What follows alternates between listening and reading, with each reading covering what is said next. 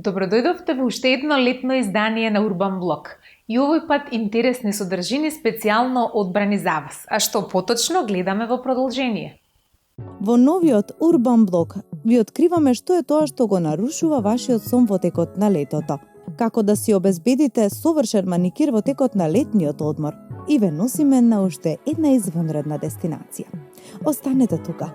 По рекламите почнува новиот Урбан Блок.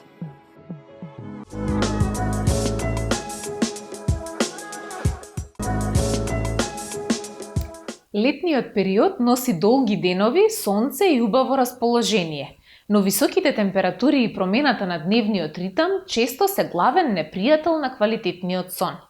Нарушувањето на сонот во лето е честа појава, а главните причинители се кријат во неколку фактори. Секое лето се случува еден парадокс.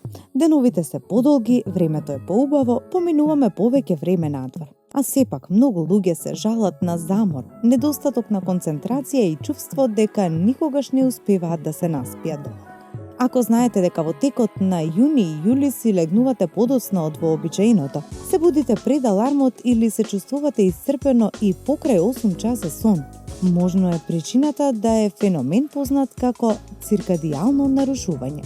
Да, знаеме, ова звучи како комплициран научен термин, но циркадијалното нарушување опишува нешто што многумина од нас го доживуваат секое лето. Нарушувањето на природниот внатрешен часовник што го регулира сонот, будноста, енергијата, хормоните и бројни други процеси во телото. Што точно е циркадијалното нарушување? Човековото тело функционира според циркадијалниот ритам, внатрешен биолошки часовник што ја следи промената на денот и ноќта. Овој систем контролира кога се чувствуваме поспано, кога сме полни со енергија, како се лачат одредени хормони и како телото управува со регенерацијата.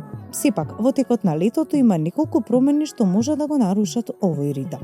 Сонцето заоѓа подоцна, изложени сме на повеќе природна и вештачка светлина. Остануваме будни до доцна, почесто и имаме поактивен општествен живот. Сето ова испраќа мешани сигнали до мозокот за тоа кога е време за одмор. Тогаш се случува циркадијалното нарушување, состојба во која внатрешниот часовник и вистинските навики повеќе не се усогласени. Зошто подолгите денови влијаат на сонот?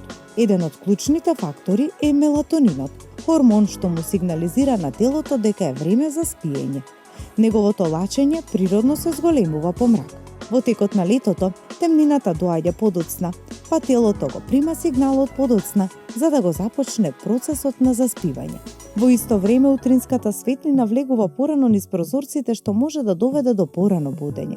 На хартија може би спиете 7 или 8 часа, но квалитетот на спиењето честопати не е ист. Организмот може да остане во состојба на блага стимулација, поради што се будите уморни и без чувство на целосна регенерација. Летниот социјален живот како скриен тригер. Во текот на зимата, повеќето луѓе имаат попредвидлива рутина. Во лето, распоредите се менуваат речиси секојдневно. Вечерите на отворено, фестивалите, патувањата, дружењето и доцните ноќни излегувања честопати го продолжуваат времето за спиење. Проблемот не е само во подоснежното одење во кревет, туку и во фактот дека ритамот се менува од ден на ден. Една ноќ заспивате во 10 часот, следната на полноќ, а за време на викендите може би само во 2 часот наутро. Мозокот не ја сака оваа непредвидливост. Експертите го нарекуваат овој феномен форма на социјален джетлег и е една од најчестите причини за феноменот на летно циркадијално нарушување. А кои се симптомите кои често не ги поврзуваме со спиењето? Кога помислуваме на лош сон, обично очекуваме поспаност. Сепак, последиците од нарушениот циркадијален ритам се многу пошироки. Многу луѓе забележуваат пад на концентрација, заборавеност и така наречена ментална магла. Некои стануваат пораздржливи, додека други чувствуваат зголемена вознемиреност или недостаток на мотивација. Интересно е што циркадијалното нарушување може да влијае и на апетитот. Телото често бара повеќе шеќер и брза енергија, кога не е доволно одморено. Затоа не е невообичаено почесто да посегнуваме по сладки или грицки во текот на летото, дури и кога не сме навистина гладни. Како светлината влијае на нашиот мозок? Современиот живот дополнително ја комплицира ситуацијата. Позајди сонцето не остануваме во темница како порано. Телефонските, телевизиските и компјутерските екрани продолжуваат да го стимулираат мозокот со часови откако природната светлина ќе исчезне. Сината светлина од екраните може да го забави лачењето на мелатонин и да го одложи заспивањето.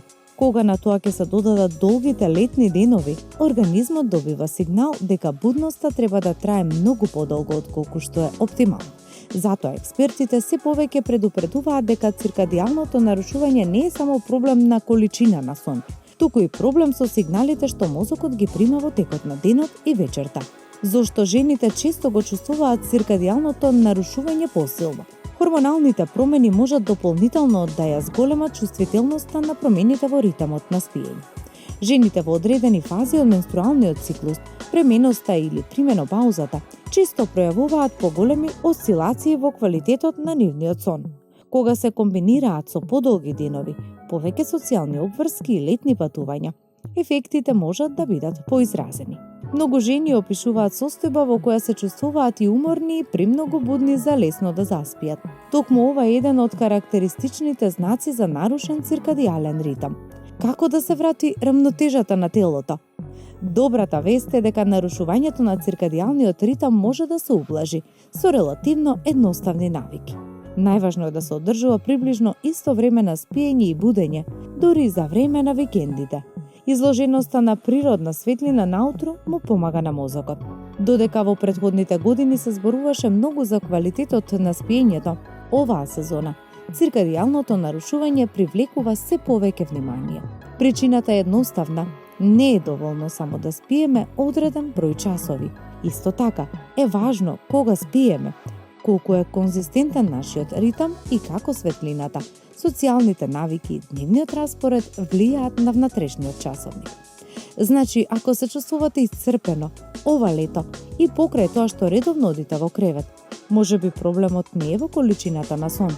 Можеби вашето тело само се обидува да се справи со промените што ги носат подолгите денови, посветлите вечери и темпото на живот што станува побрзо од кога било. Токму тука започнува приказната за феноменот што експертите го нарекуваат циркадијално нарушување. Летото е време за отворени сандали и секогаш совршен маникир и педикир. Честопати несвесно правиме грешки со кои му го кратиме векот на лакот. Кои најчести грешки ги правиме со маникирот во лето и како да ги одбегнеме за ноктите да останат совршени во текот на летото, гледаме во продолжение. За време на годишниот одмор, сакаме да изгледаме негувани со што е можно помалку труд. Покрај тоа, сакаме поедноставна рутина. Без разлика дали станува збор за нега на кожата, косата или ноктите, бидејќи не сакаме ништо да ни го одвлекува вниманието од одморот и самиот одмор. Сепак, без разлика дали сме на плажа, покрај базен или истражуваме нови дестинации, негуваните ногти даваат одредена доза на самодоверба и тој завршен допир на секој летен изглед. Сепак, токму во текот на летото, маникирот, исто како кожата и косата, е изложен на бројни предизвици. Сонце, морска сол, песок, хлор и секојдневни активности можат да предизвикаат лакот за ногти да почне да се лупи многу побрзо од вообичаеното. Во продолжение се наведени неколку грешки што го уништуваат вашиот маникир во текот на летото. Многу жени веруваат дека проблемот е во квалитетот на лакот за ногти, но вистината е дека на трајноста на маникирот влијаат и навиките што честопати несвесно ги повторуваме за време на одморот. Добрата вест е дека повеќето од овие грешки лесно можат да се избегнат. Со неколку едноставни промени, вашите ногти може да останат уредни и сјајни во текот на целото лето. Еве ги грешките. Предолг престој во морска вода. Пливањето во море е едно од најголемите задоволства во текот на летото, но солената вода може да има негативен ефект врз лакот за ногти и природните ногти. По неколку часа престој во вода ноктите абсорбираат влага, се шират, а потоа се собираат додека се сушат. Овие промени можат да доведат до пукање или подигнување на слоевите лак. Кој е советот? За да ја продолжите трајноста на маникирот по капењето, исплакнете ги рацете со обична вода и нанесете хидратантен крем или масло за кутикули. На овој начин ќе спречите сушење на ноктите и кожата околу нив. Втората грешка би била прискокнување на заштита од сонце на вашите раце. Нанесувањето SPF на лицето и телото е задолжително. Сепак, повеќето од нас забораваат да го нанесат кремот и на рацете, што всушност предизвикува така наречени старосни дамки. Бидејќи е важно да се знае дека увезраците, за кои толку многу се зборува, не само што влијаат на кожата, туку може да го променат и изгледот на маникирот. Некои лакови во текот на времето го губат својот сјај, ја менуваат својата нијанса или добиваат жолтеникав тон, поради долготројно изложување на сонце. Совет би било редовно нанесување на крем со заштитен фактор на рацете и ќе помогнете на кожата да остане младешка, а на маникирот да го задржи свежиот изглед подолго време. И навистина да ги избегнете овие грешки. Користењето на ноктите како алатки, например отварање конзерви, отстранување на лепници или отварање амбалажа со нокти е едно од најчестите навики што доведува до оштетување на маникирот. За време на одмор често пати немаме соодветна алатка при рака, па посегнуваме по ноктите без да размислиме за последиците. Дури и гелот или трајниот лак со најдобар квалитет ќе пукне ако ноктите се користат за работи за кои не се наменети. Затоа е важно внимателно да се однесуваме кон нив и да избегнеме непотребни оптоварувања. Хидратацијата на ноктите и кутикулите се исто така важни. Сонцето, ветерот, морската сол и хлорот можат сериозно да ги исушат ноктите и кожата околу нив. Кога кутикулите се суви, целиот маникир изгледа неуредно, дури ако лакот е целосно зачуван. Маслото за кутикули треба да биде задолжителен дел од вашата летна торба за убавина. Неколку капки дневно се доволни за да ги одржите ноктите флексибилни, сјајни и негувани. Редовната хидратација намалува и можноста за пукање и лупење на ноктите. Одење на патување без последниот заштитен слој. Многу жени го прават ова и многу жени прават маникир неколку дена пред патување, па сметаат дека работата е завршена. Сепак, токму последниот заштитен слој може да направи голема разлика кога станува збор за трајноста на лакот. Горниот слој ја штити бојата од надворешни влијанија, ја намалува можноста за лупење и дава дополнителен сјај. Експертите препорачуваат нанесување нов слој заштитен на секој неколку дена за време на одморот, за да го одржите маникирот свеж и уреден. Долготраен летен маникир не зависи само од изборот на боја и вид на лак. Соодветната нега, хидратацијата и заштитата од надворешни влијанија често се поважни од самиот производ. Ако ги избегнете овие грешки што ви го уништуваат маникирот, вашите ногти ќе можат многу полесно да го издржат сонцето, морето и сите авантури што ги носи летото. На крајот на краиштата, целта не е да имате совршен маникир по секоја цена, туку да ги одржите вашите ногти здрави, негувани и убави во текот на целиот ваш одмор. Летото е во полнек, а со него и желбата за нови авантури, мирисот на море и звукот на брановите. Токму таква е дестинацијата која ја подготвивме за вас и ја гледаме во продолжение. Борнео. Самото име е некако топло, питомо и тивко, како името на океанот во кој се наоѓа. Малото момче, попознато како Ел Нињо, му обезбедува топло време и го фаворизира процесот на богата вегетација, која се состои од дури 15.000 растителни видови и која крие дури 222 видови на цицачи, од кои 44 се карактеристични само за Борнео. Кога ќе стигнете во главниот град на Малезија, модерна Куала Лумпур, брзо ќе сватите зошто се нарекува Њу Јорк на Азија. Бројните пасијанс, модерни патишта и автопати чија должина е поголема од обемот на планетата Земја и преполните улици укажуваат на тоа дека Малезија е најбрзо растечка економија во Југоисточна Азија.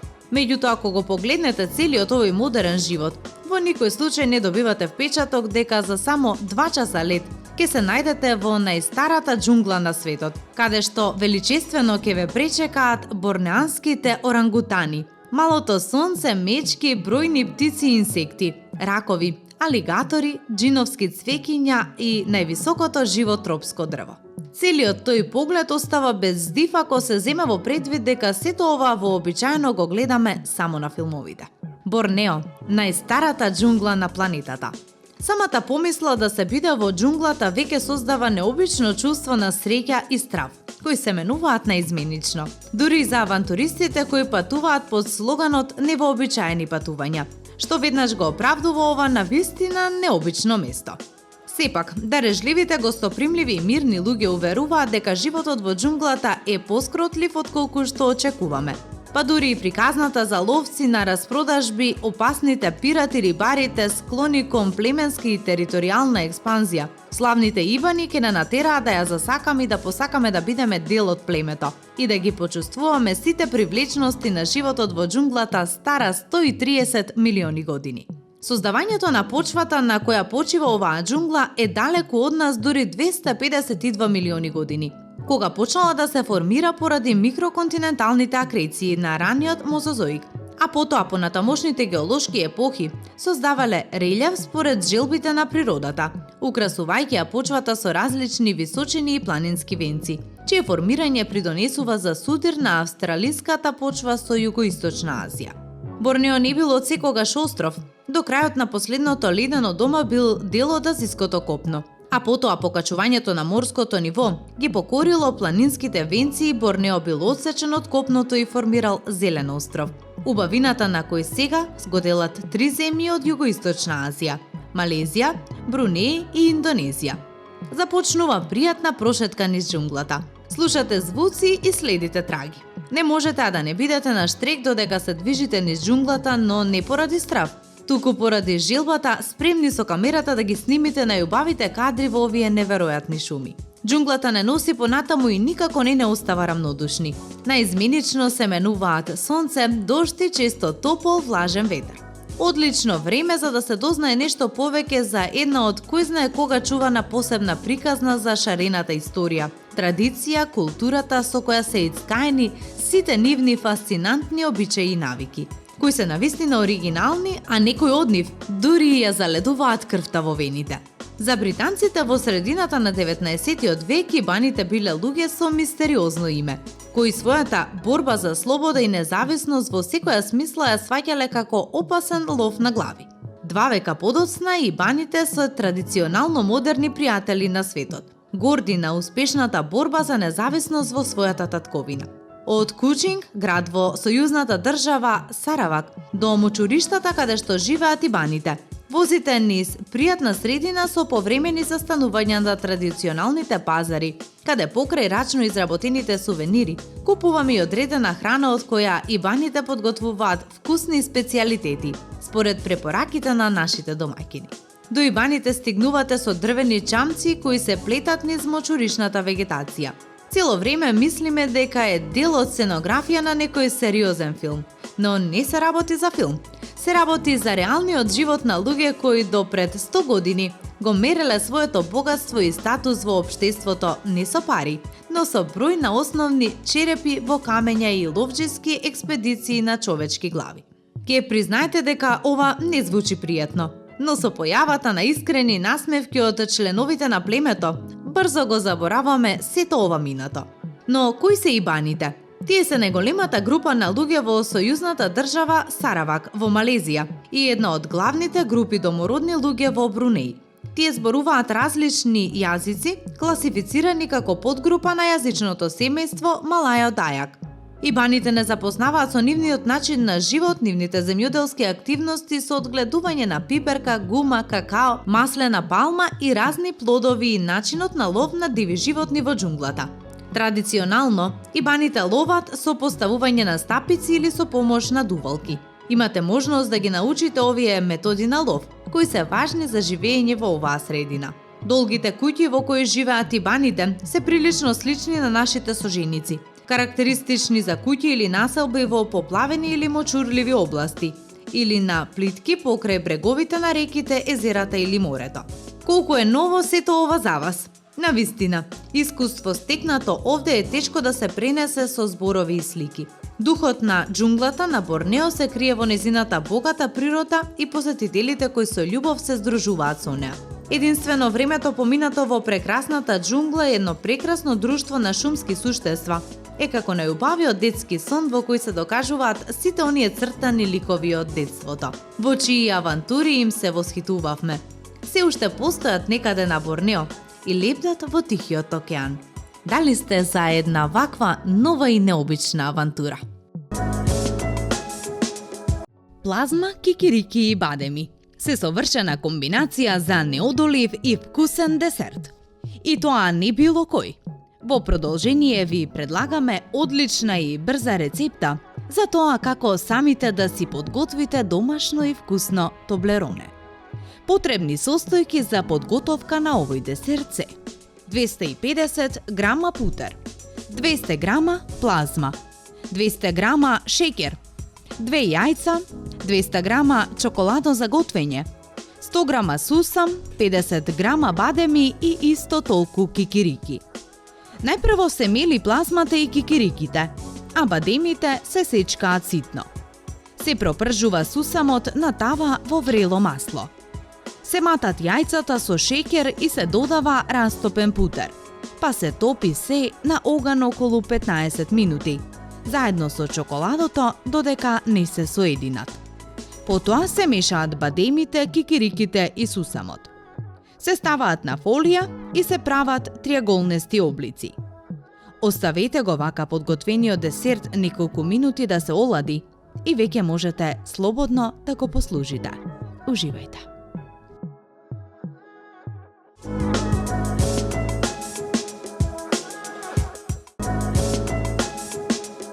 Тоа беше се за денешното летно издание на Урбан Блок. Со нови интересни содржини ви закажуваме повторно средба за 7 дена. Се гледаме во недела во 9 часот на телевизија Алфа.